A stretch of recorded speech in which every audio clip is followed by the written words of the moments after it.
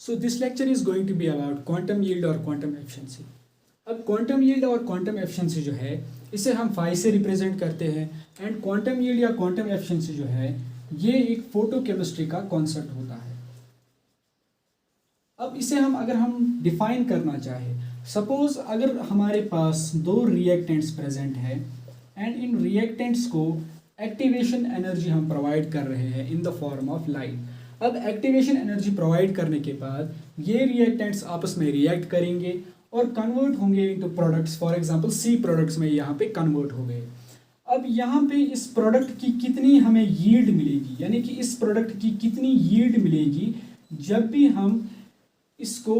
Energy provide करेंगे in the form of light, या we can से कि एक्टिवेशन एनर्जी जब हम रिएक्टेंट्स को प्रोवाइड करते हैं in the form of light, तो प्रोडक्ट्स की कितनी यील्ड हमें यहाँ पे गेन होती है उसे हम क्वांटम यील्ड कहते हैं. अब क्वांटम यील्ड का अगर हम फॉर्मूला देखें तो फॉर्मूला के हिसाब से क्वांटम यील्ड जो होता है वो बराबर होता है number of molecules reacting per unit time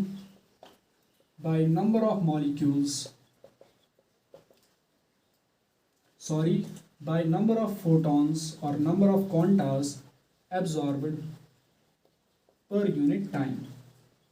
अब this is the formula of quantum yield, और इसको हम ऐसे एक्सप्लेन कर सकते हैं कि कितने फोटॉन्स एब्जॉर्ब होने के बाद कितने नंबर ऑफ मॉलिक्यूल्स जो हैं वो एक्टिवेटेड हो जाते हैं. इससे हम क्वांटम यील्ड का फॉर्मूला कहते हैं. अब क्वांटम यील्ड जो है स्टार्क एंड आइंस्टाइन्स लॉ के हिसाब से क्वांटम यील्ड जो भी कोई फोटोकेमिकल रिएक्शन होती है उसका क्वांटम यील्ड जो है वो हमेशा 1 के बराबर आता है. यानी कि यहाँ पे हमेशा 1:1 का रेशियो हमें हमेशा यहाँ पे मिलेगा number of photons absorbed and number of molecules activated. यानी कि एक मॉलिक्यूल या वी कैन से एक फोटॉन एट अ टाइम सिर्फ एक मॉलिक्यूल को ही एक्टिवेट यहाँ पे कर सकता है, और वी कैन से दो फोटॉन्स एट अ टाइम सिर्फ दो मॉलिक्यूल्स को ही एक्टिवेट कर सकते हैं, और n number of photons absorb होने के बाद n नंबर ऑफ मॉलिक्यूल जो है वो यहाँ पे एक्टिवेट हो सकते हैं. लेकिन हमेशा ये 1:1 का रेशियो फॉलो नहीं करता, क्योंकि हम कोई ऐसी रिएक्शन कोई ऐसी फोटोकेमिकल रिएक्शन देखते हैं जिनमें एक फोटॉन एब्जॉर्ब होने के बाद 10⁶ मिलियन मॉलिक्यूल्स जो हैं वो एक्टिवेटेड हो जाते हैं, और हम कोई ऐसी फोटोकेमिकल रिएक्शन भी देखते हैं जिनमें एक फोटॉन एब्जॉर्ब करने के बाद 0.4 मॉलिक्यूल्स जो हैं वो एक्टिवेट होते हैं. और we can say quantum yield हमें कभी हाई मिलती है और क्वांटम यील्ड कभी हमें लो मिलती है. अब ये क्वांटम यील्ड हाई और क्वांटम यील्ड लो हमें क्यों मिलती है, इसको एक्सप्लेन करने के लिए हम ग्रोथ्स एंड डैपर्स लॉ का यूज़ करते हैं. तो ग्रोथ्स एंड डैपर्स लॉ जो हमने ऑलरेडी डिस्कस किया है, इससे हमें ये पता चल गया कि जब भी एक मॉलिक्यूल लाइट को एब्जॉर्ब करता है, लाइट के एब्जॉर्ब करने के बाद ये मॉलिक्यूल जो है ये एक्टिवेटेड बन जाता है. अब ये एक्टिवेटेड मॉलिक्यूल जो है जिसके पास ये एक्स्ट्रा एनर्जी यहाँ पे लाइट की वजह से जिसके पास ये एक्स्ट्रा एनर्जी है, अब ये इस एक्स्ट्रा एनर्जी को कैसे यूटिलाइज करेगा, इसको हम दो प्रोसेस में स्टडी करते हैं. The first one is the primary process. अब ये जो प्राइमरी प्रोसेस जो है, अब प्राइमरी प्रोसेस हमें ये बताता है कि ये जो एक्टिवेटेड मॉलिक्यूल जो है ये इस एक्स्ट्रा एनर्जी को केमिकल रिएक्शन के लिए भी इस्तेमाल कर सकता है, यानी इस एक्स्ट्रा एनर्जी की वजह से ये फोटोकेमिकल रिएक्शन भी कर सकता है, या तो ये फ्री रेडिकल्स में कन्वर्ट हो सकता है, यानी कि यहाँ पे रेडिकल्स भी बन सकते हैं, या यहाँ पे फोटोसेंसिटाइजेशन का फिनोमेना भी ऑकर हो सकता है, यानी कि ये एक्टिवेटेड मॉलिक्यूल जो है ये अपनी एनर्जी किसी दूसरे मॉलिक्यूल को यहाँ पे देगा, या यहाँ पे फ्लोरिसेंस या फॉस्फोरिसेंस का फिनोमेना भी हो सकता है, यानी कि ये इस एक्स्ट्रा एनर्जी को लूज भी कर सकता है, या तो ये मॉलिक्यूल डिसएसोसिएट होता है. अब इसको हम इन सब प्रोसेस को हम अंडर प्राइमरी प्रोसेस स्टडी करते हैं. अब दूसरा प्रोसेस जो है दैट इज सेकेंडरी प्रोसेस. अब सेकेंडरी प्रोसेस जो होती है, सेकेंडरी प्रोसेस में जो भी प्राइमरी प्रोसेस में जो भी प्रोडक्ट्स फॉर्म होते हैं उनको हम सेकेंडरी प्रोसेस में स्टडी करते हैं. अब सेकेंडरी प्रोसेस में यहाँ पे फ्री रेडिकल्स जो यहाँ पे प्राइमरी प्रोसेस में जो भी फ्री रेडिकल्स यहाँ पे फॉर्म हुए थे, इन फ्री रेडिकल्स की यहाँ पे फर्दर रिएक्शन यहाँ पे ऑकर होती है। एंड फर्दर जब इनकी रिएक्शन होती है तो यहाँ पे इनिशिएट होती है फ्री रेडिकल चेन रिएक्शंस। अब यहाँ पे और ज़्यादा फ्री रेडिकल चेन रिएक्शंस होती है, एंड और ज़्यादा फ्री रेडिकल चेन रिएक्शंस होने की वजह से यहाँ पे एक फोटोन रिस्पॉन्सिबल होता है मोर देन वन मॉलिक्यूल्स को एक्टिवेट करने में। अब अगर हम डिस्कस करें कि क्वांटम यील्ड हमें यहाँ पे लो क्यों मिलती है, लो क्वांटम यील्ड हमें क्यों मिलती है, और we can say quantum yield हमें लेस देन वन क्यों मिलती है। अब क्वांटम यील्ड हमें लेस देन वन इसलिए मिलती है, जो कि हमने ग्राउथ एंड एपर्स लॉ से एक्सप्लेन किया था कि एक एक्टिवेटेड मॉलिक्यूल जो है ये हमेशा कोई केमिकल रिएक्शन नहीं करता, और वी कैन से ये एक्टिवेटेड मॉलिक्यूल जो है ये फोटोकेमिकल रिएक्शन नहीं करता। ये मतलब कि ये हमेशा फोटोकेमिकल रिएक्शन नहीं करता लाइट को एब्जॉर्ब करने के बाद। रादर ये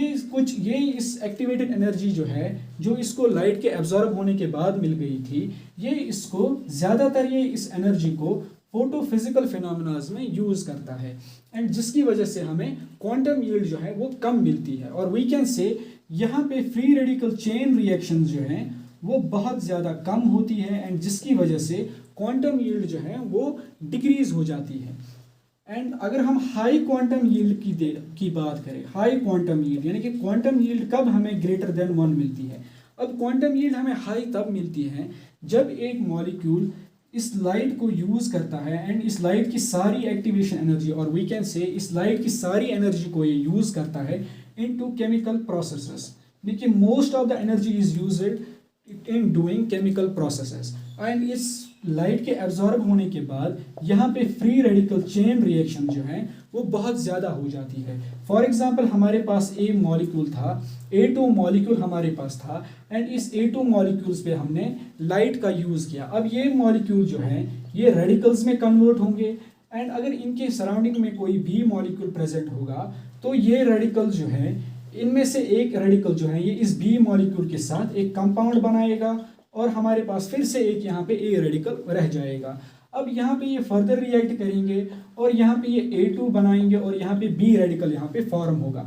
इसी तरह ये रिएक्शन कंटिन्यूअसली होती रहेगी और यहाँ पे फ्री रेडिकल्स बनते रहेंगे, यानी कि एक फोटोन की वजह से यहाँ पे 10⁻⁶ रिएक्शंस भी हो सकती हैं, यानी कि 10⁻⁶ मिलियन रिएक्शंस एक फोटोन के एब्जॉर्ब होने के बाद यहाँ पे होगी, क्योंकि यहाँ पे फ्री रेडिकल चेन रिएक्शन जो है वो कंटिन्यूअसली यहाँ पे होती है। अगर हम कुछ फोटोकेमिकल्स रिएक्शन अगर हम यहाँ पे कुछ ऐसी रिएक्शंस देखें जिनमें क्वांटम यील्ड लो होती है, यानी कि लो क्वांटम यील्ड की अगर हम कुछ रिएक्शंस देखें, इनमें से पहली रिएक्शन जो होती है that is the decomposition of hydrogen iodide. अब जब भी हाइड्रोजन आयोडाइड जो है, जब भी हम इस पे लाइट का यूज करते हैं तो लाइट की वजह से ये हाइड्रोजन आयोडाइड जो है ये डिकम्पोज होना स्टार्ट होता है, और इसकी क्वांटम यील्ड जो है वो 2 के बराबर आती है। और another low quantum yield reaction is decomposition of hydrogen bromide. अब हाइड्रोजन ब्रोमाइड जो है, जब भी इस पे लाइट पड़ेगी तो लाइट के पड़ने के बाद ये हाइड्रोजन और ब्रोमाइड में कन्वर्ट होगा, एंड इसकी क्वांटम यील्ड जो है वो 1 के बराबर आती है। अगर हम हाई क्वांटम यील्ड वाली रिएक्शंस को यहाँ पे डिस्कस करें, यानी कि कौन सी रिएक्शंस ऐसी होती है जिनमें क्वांटम यील्ड ग्रेटर देन 1 हमें मिलता है। फॉर्मेशन ऑफ हाइड्रोजन क्लोराइड जो है, फॉर्मेशन ऑफ हाइड्रोजन क्लोराइड, जब भी हाइड्रोजन और क्लोराइड को हम यूज करते हैं और इन पे हम लाइट का इस्तेमाल करते हैं, तो लाइट के इस्तेमाल होने की वजह से ये कन्वर्ट हो जाते हैं इनटू हाइड्रोजन क्लोराइड, और इसकी क्वांटम यील्ड जो है वो 10⁻⁶ की यहाँ पे हमें मिलती है, यानी कि यहाँ पे एक फोटोन की वजह से 10⁻⁶ chloride molecule, hydrogen chloride molecule जो है वो फॉर्म यहाँ पे हो जाते हैं। सो इस रिएक्शन में क्वांटम यील्ड जो है वो बहुत ज़्यादा हाई होती है। So that was about quantum yield.